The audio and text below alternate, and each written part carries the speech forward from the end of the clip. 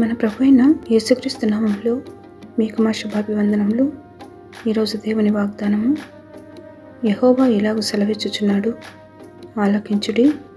నది వలె సమాధానమును ఆమె యొద్దకు పారజేయుదును. మీరు జనముల ఐశ్వర్యము అనుభవించినట్లు ఒడ్డు మీద పొర్లిపారు జల ప్రవాహము వలె మీ యొద్దకు దానిని రాజేతును. మీరు చంకను ఎత్తి కొనబడెదరు, మోకాళ్ళ మీద ఆడింపబడెదరు. ఒకని తల్లి వానిని ఆదరించినట్లు నేను మిమ్మను ఆదరించెదను. యెషయా 66వ అధ్యాయము 12-13 వచనాలు. This is what the Lord says, I will extend peace to her like a river, and the wealth of nations like a flooding stream.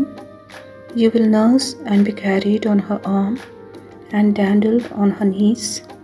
As a mother comforts a child, so will I comfort you. Isaiah chapter 66 verses 12 and 13. ప్రార్థన. ప్రేమగల తండ్రి, తల్లి వలె ఆదరిస్తూ, తండ్రి వలె జాలిపడుతూ, మా ప్రతి కన్నీటిని తుడిచి ఆదుకుంటున్నందుకై వందనాలు.